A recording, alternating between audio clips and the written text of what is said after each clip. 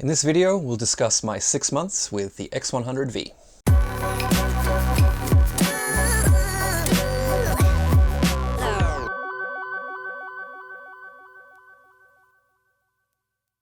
Happy New Year and welcome back to the channel. It has been a while since I posted a video, around about 8 or 9 months. I've taken the time that COVID gave us, I guess, to focus on things other than, the extra bits of my business. So I scaled back my writing, I stopped, producing videos for YouTube, and I took up things like cycling through the countryside just to, give myself some headspace, get a little bit fitter both mentally and physically. But now that we're in 2021 and hopefully things will start to improve over the course of this year, I'd like to get back and try to make a few more videos. And for this first one, I want to discuss the X100V, which I did upgrade to eventually. I'd like to talk about what it's been like to use, why I decided to upgrade, and how I feel about it and whether I think you should take the plunge for this or perhaps get one of the older models. Rather than adding to the pile of reviews that are, on YouTube and the internet in general, I thought I would talk a little bit about why I use this camera, how I use this camera, and how it's been different from the X100F, or for that matter, previous models for me. So I guess the first thing I need to do is sort of explain to you guys how I use this camera. Primarily for me, it's my walk around, so it will be on a wrist strap. I have a little Black Rapid wrist strap that I use, and it will be on that pretty much every single time I leave the house. If not, it will be in a bag, and I'll take it with me for sure. It's my way of, ensuring that I capture a few images on the way to a family session, on the way to a corporate session or something like that. It's also something that I use a lot for my editorial work. So with my editorial work, typically travel magazines and things like that, I don't often have to move too quickly. And so for me, taking this as my, my 35mm equivalent, so my 23mm lens, and just having it, at the ready at all times, means that I'm able to just add little moments to my overall collection that I maybe wouldn't have made if I had a different lens on my X-T4, or if I had a different lens in the bag that I wanted to use. So it allows me to sort of capture moments that I wouldn't otherwise capture. Now, I don't use it at things like corporate events. I don't use it on family sessions. It's simply not fast enough for those sorts of things, and we'll get into that in a while.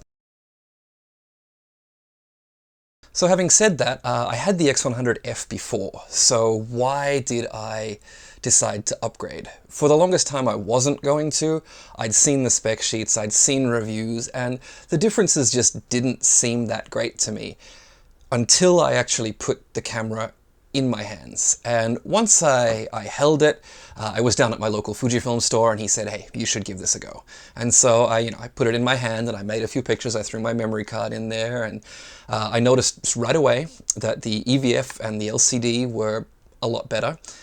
They were a bit more accurate, a little bit faster to refresh, especially now that you can set the EVF to different refresh modes to use the battery in a different kind of way. I made a few pictures of, far away things, close-up things at f2, just to see how much the lens had improved. And it's quite difficult to see on the back of here just how much the lens has improved, so I took those home and took a look at them. And I went back and bought one after seeing those. So those two things, the autofocus, well, three things really, the autofocus, the EVF, and the quality of the lens were the three things that sort of made me buy this. Now, the other couple of hang-ups that I had were things like the missing 4-way selector on the back here, and just the fact that overall the package didn't seem that different. So I mentioned that the autofocus is better, and I would say that it's a lot faster in something like single point AF, or in the area AF, where you can select 9 focus points or 12 focus points and have it focus within that. It's a lot faster in that, but the biggest thing I think was the lack of hunting. So the X100 series has sort of been known for hunting back and forth quite a bit before it gets focus, and that's not gone, but it's a lot better. So the hit rate is a lot better with the AF system in this camera. On top of that, you've got phase detect autofocus points all over the sensor, so you don't have to worry anymore about, am I going to get really great speed and accuracy if I use one of the points on the side of the sensor versus one of the points in the middle of the sensor. That's no longer an issue, just like with the X-T3 and the X-T4. So that's a really big upgrade as well. Continuous autofocus, I would say, is still fairly unusable for the sorts of things that I would use it for. So, for example, I use continuous autofocus a lot when I'm photographing, family session, and I have a young child who, wants to run and jump and swing and play with his family. That sort of time is when I'll use continuous autofocus, and I'll just have it follow the child.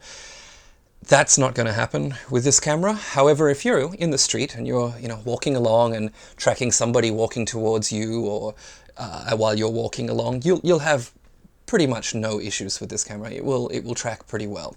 But for really intense sort of situations, it's still not there. So, but not what it was designed for. So, that's a trade that I guess you have to make for having a tiny little camera like this. So I think the next big thing that I guess made all the headlines was the Mark II lens that's inside this thing. And I wasn't sure from seeing things, on YouTube and seeing things on blogs, whether it was that much better. But when I opened the RAW files up, it's that much better. I mean, the coma and the blurriness, that sort of lack of contrast when you were shooting wide open, or even at f 2.8 on the older lens, is gone. Generally speaking, the sharpness is just better across the frame at all apertures. You can now take this camera out at night, shoot at f2, and expect to get sharp images back, which is great. It means you no longer have to shoot, in dim light at f4 and go for a longer shutter speed, or put it on a tripod, or rack your ISO up to 6400 or something like that. You can trust the camera to do a good job wide open, that's been a huge boon for the way that I like to use the camera, which is pretty much having it on me at all times to make any photo that I want to. One of the things that came with the new lens that I wasn't expecting, and I didn't really see anybody write about, was the improved leaf shutter. So now at f2, you can shoot down to a 2,000th of a second. At 2.8, I believe it's a 3200th, and it just gets better and better from there. So for people who do things, like me, we use flashes and things like that, you're now able to kill the ambient a lot more.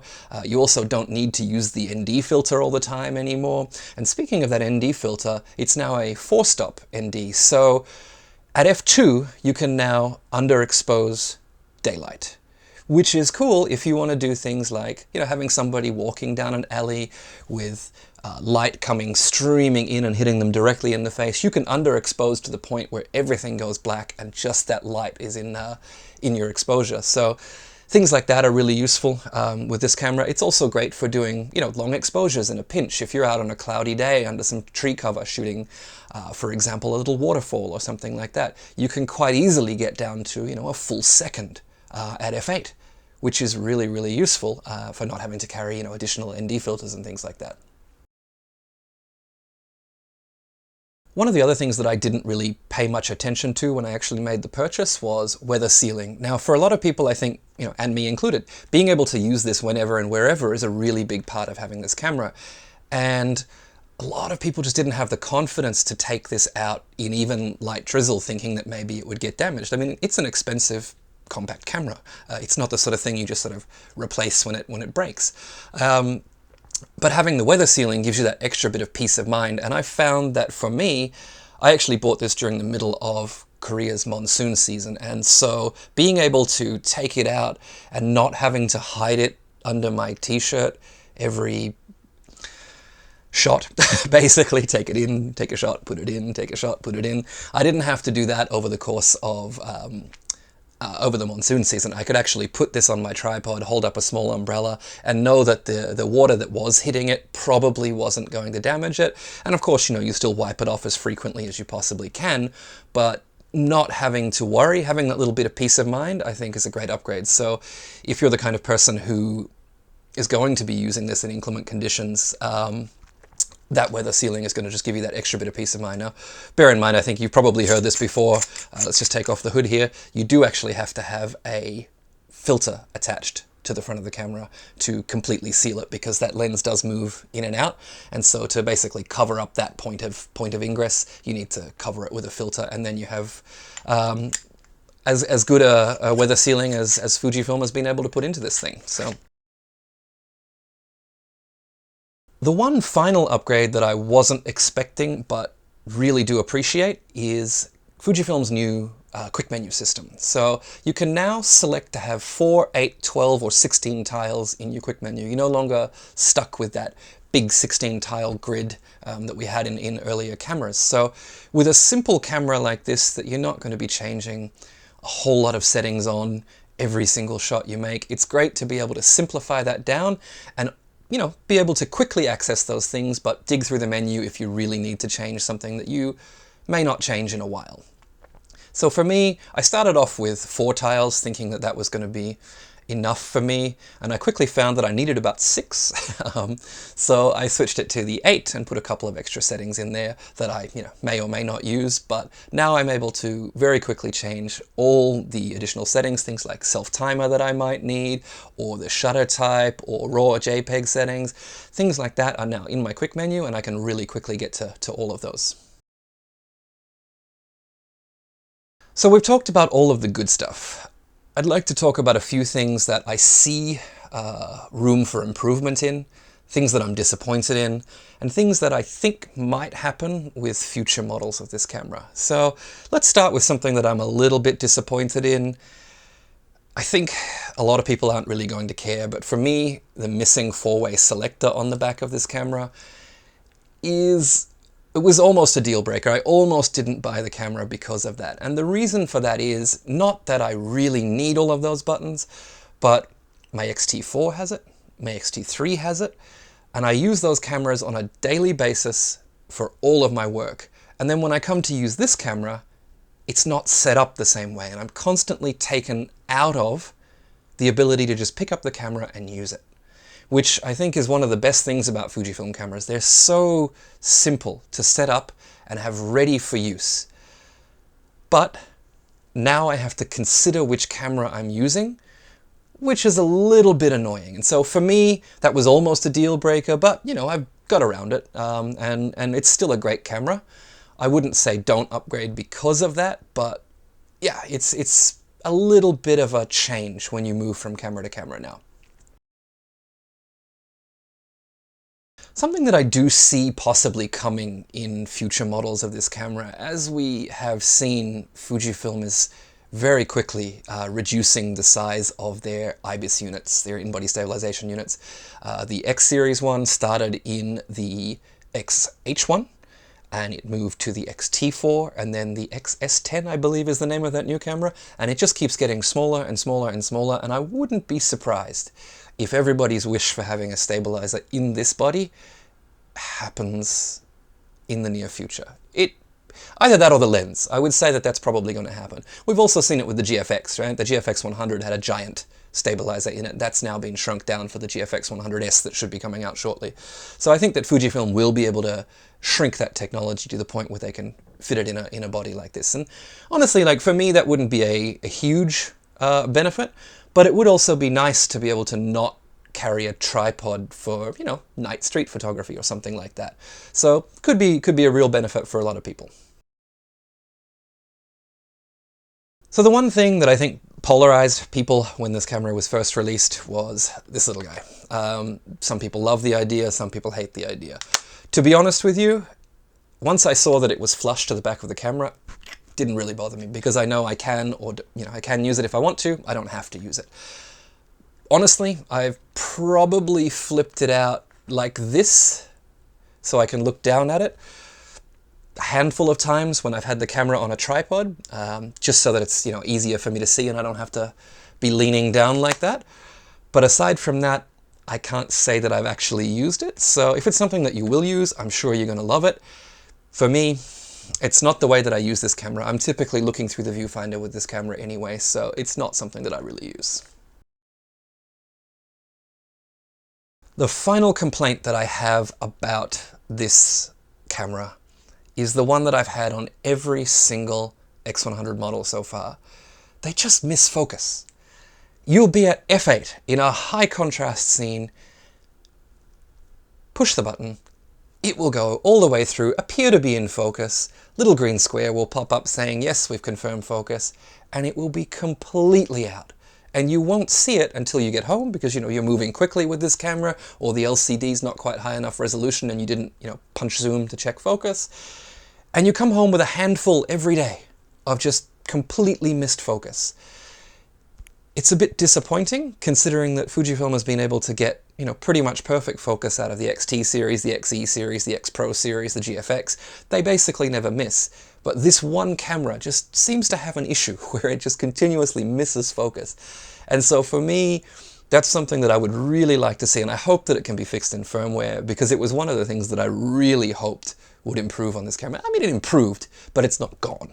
And I really hope that we can see it just gone. At least in this camera, if not in the next model. That would be something that would be worth the money to upgrade for if it just didn't miss focus anymore. So having said all of that, was it worth the upgrade for me? I think I mentioned this briefly in the beginning of the video, but for me it's a resounding yes. I think the additional autofocus performance, the sharpness of that lens, the better EVF, those things alone make it worth the upgrade for me. But there's all those small benefits that I got from it. The better ND, or the stronger ND filter, the faster shutter speeds that you can get with the leaf shutter, and that quick menu. Those things really make it worth the extra money for me. The trade was worth it. If those things don't really bother you, I would say save the money and get a really, really cheap X100F at this point.